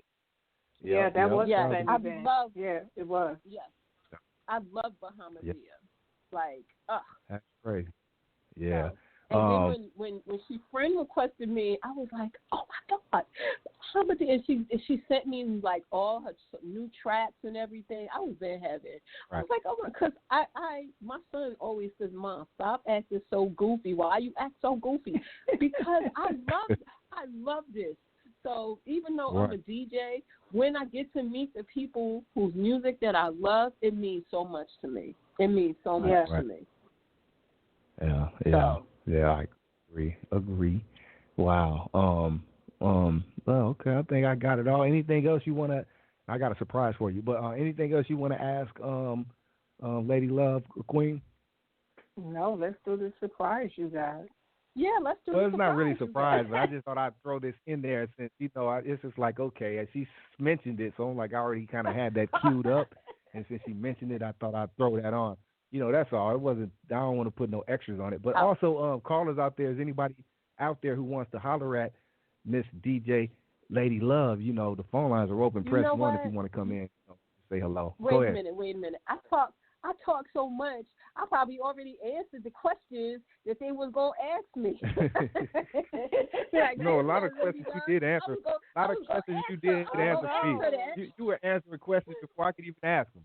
I wanted to ask them. I'm like, okay, she already said it. That's why I was so limited when it was my turn. I was like, well, most of the questions already been out there, so let me read. That's a good thing. But that's a good thing, though. That's a good thing. That is. Okay, I told you it's about conversation. That's a great thing. So let me do this right quick. Yeah. Anybody wants to talk about it and speak to her, we'll let you do that. Let me just do this right quick, and we'll come back and wrap it up. We got the legendary DJ Lady Love, Flashback Fridays, the G-Lew Show, Queen Jean. Let me do this right here. Hold on.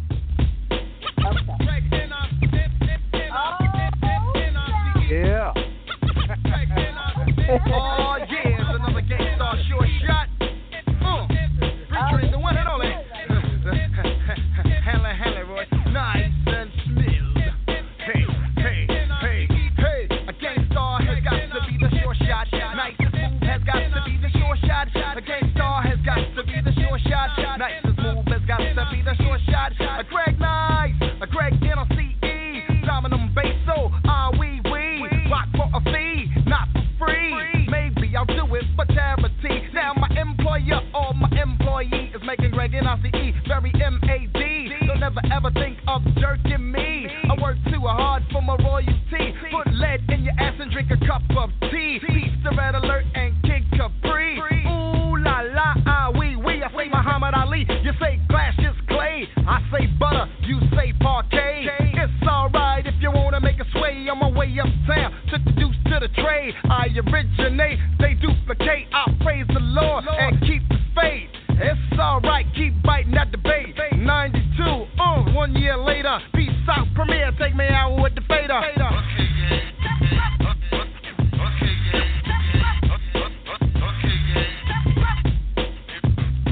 I can't meeny, miny, mo. I wreck the mic like a pimp shows. Here's how it goes, I am a genius, I mean this. I shape this, you'll tape this. I'm kinda fiendish. You wish that you could come into my neighborhood.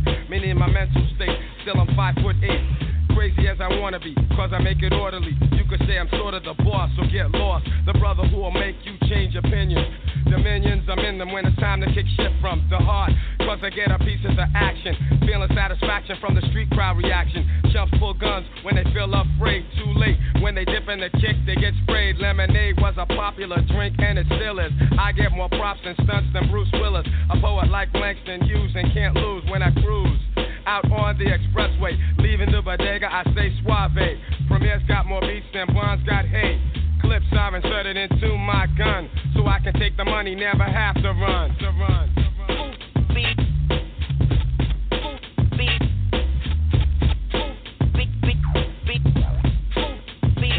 I left my Philly at home. Do you have another?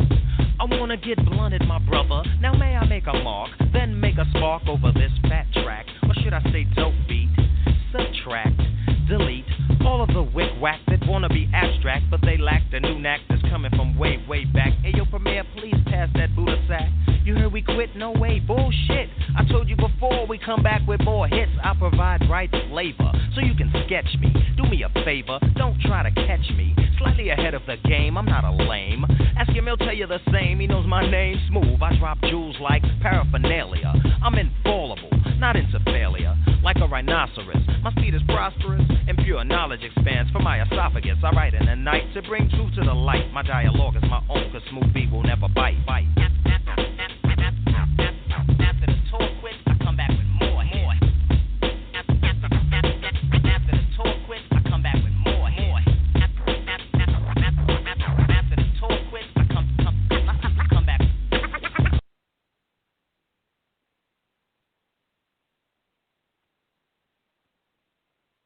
This is a fantastic album, man.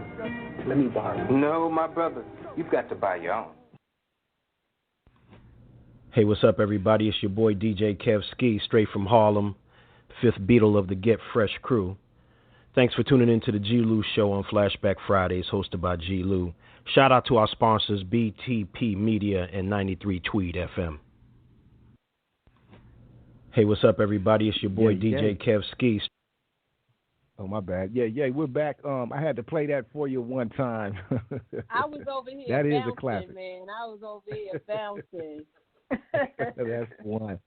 That's the one. That's the one. Yes.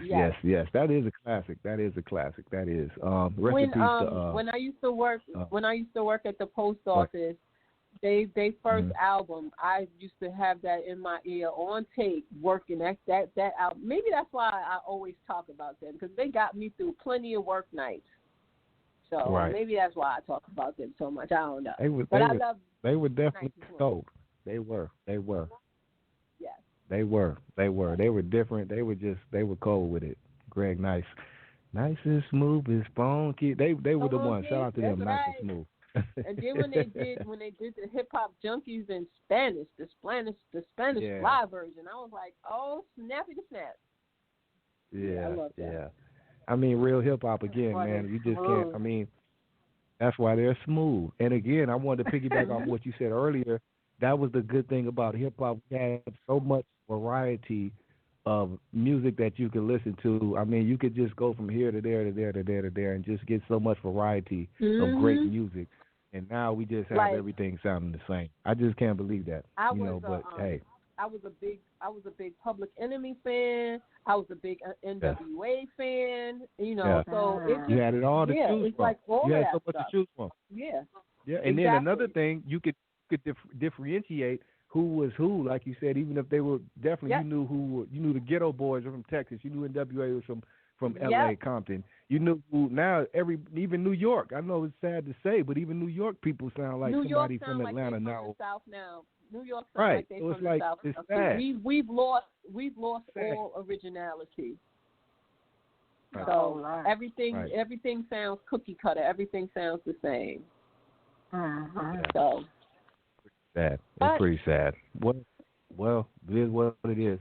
I guess we got a couple minutes left. We wrap it up. Anything? I did want to ask you this. I know Queen spoke about it briefly, but tell the people again about your radio show and your site and everything, where they can go listen to your show, the DJLadyLove.fm, and where they can tap in with you and all that.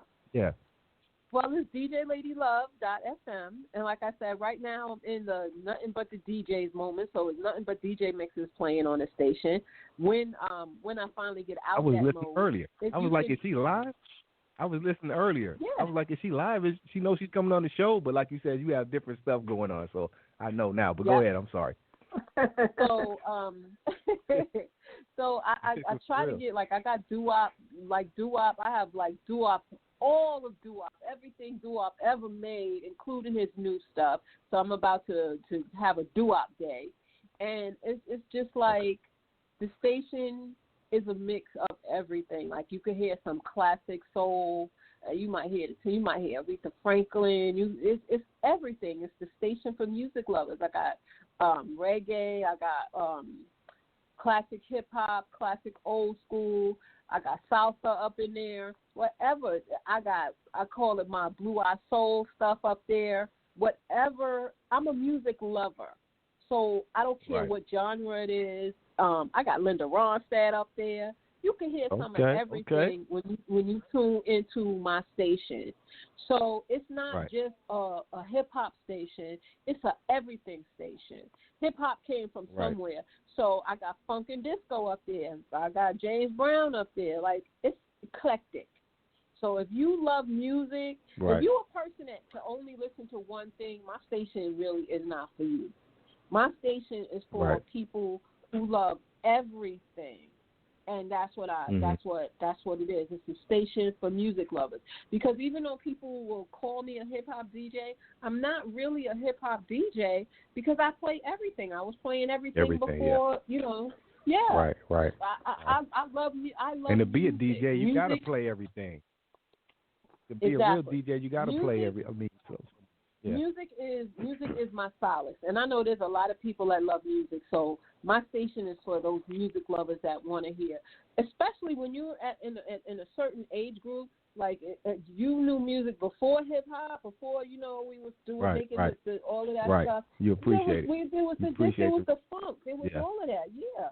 So that's what you find, and my station is 24/7. 365, the music never stops. DJLadyLove.fm. I'm about to relaunch my website, and the website is DJLadyLoveFM.com. So it's going to get a little confusing, but like I said, the station is great, and anybody ever want to hit up the station or me, the phone number is 347-766 LADY. That's so very simple. So I'm always here. If you're a DJ and you think you got a mix that I might play, send it to my email, djladylove@hotmail.com. So DJs can submit their mixes as well. DJs can submit their mixes. Okay. But don't submit me no whack. Don't submit me no whack. Yeah. Okay. Right, but they don't know. People don't know if they don't know if they stuff ain't whack. They gonna be sending you all type of stuff. They think it's good. It may be whack. I guess that's just the music side. They don't know. If you don't get an email back from me saying, hey, you're gonna be playing on such and such and such a time, then okay, Lady Love must ain't like my stuff. Try again. So the station is for music lovers. I was listening earlier. So. Yeah. I was listening earlier, right? I'm like, I gotta get over to the show. I'm over here in the mix. I was listening. I think you had somebody playing, one DJ. I forgot who it was, but I was listening. I was like, wow, I got to get ready for the show. Yeah, all the DJs that's on my station are good. They are really good. And the craziness is, a lot of them have. Since I've been doing this for 3 years, a lot of them have moved on to get their own fans that tune in just for them. So you might find somebody that you like, and so it's for everybody. It's for everybody. And do you tap in from everything? Do you tap in from time to time and tap in with the people and do your thing, or you just let it go? How does that work? When I do the Pink Panty Show, well, lately I haven't done that. But usually sometimes I go live and I'll play and I'll be talking and stuff like that. When I do my Pink Panty Show, I talk to everybody.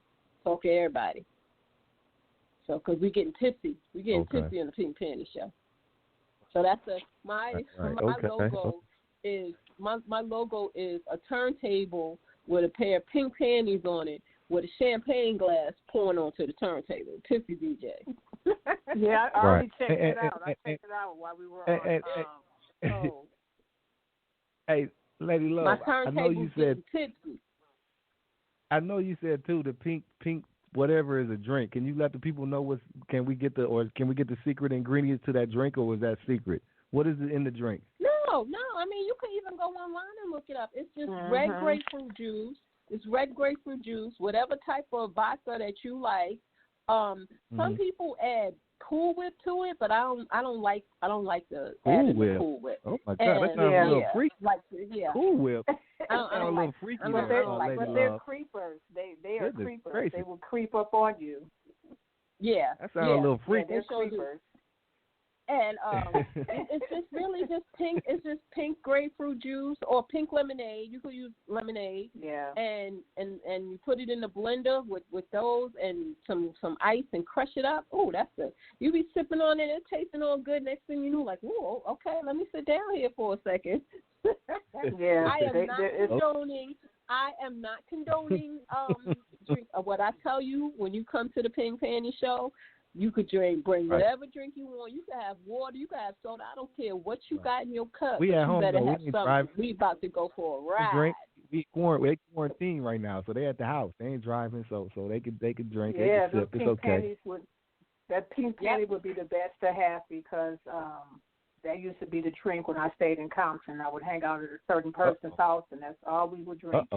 But we did. So you know about the pink panty. You know about that, huh, Queen? Okay. We used the pink lemonade, and we did use the whipped cream. So yeah. See, I don't. But they're creepers. We find out, Queen. They're creepers. I'm telling you, because wait. If you got some pink, panties on. If you got some pink panties on, by the time you finish that drink, them pink panties gonna be over there somewhere. Y'all need to stop. Y'all need to stop. Look, Queen, and that's why they're called pink panties because they are creeper and but they was I'll have to make you one, G-Lew. The next time we're all in the vicinity together. My show basically is the pink panty thing because the panty's going over there. The panty's going over there. The pink panty's going over there. So, that's the vibe. It's just to have it's a good time show. Sometimes I do slow music. Sometimes it just depends on the mood that I'm in when I'm making the mix. Right. So, like I said, if you want to just go and hear anything, you can go to the Podomatic and type in the Pink Panty Show, and all the pink panties will drop. Right. Okay. Alrighty then. Alrighty. Well. There it is, right there. DJ Lady Love has blessed the G-Lew Show. Yeah, Lady Love has blessed us today. Thank you, Lady Love. I really enjoyed this. I really did. Thank you very much. We enjoyed you. I thank y'all, and I appreciate you for inviting me. I had a great time. And so just remember, y'all, DJ Lady Love, .fm, and the Pink Panty Show. So remember that. And she got to give us a drop, too. Instagram. G-Lew. Oh, yeah. Yeah.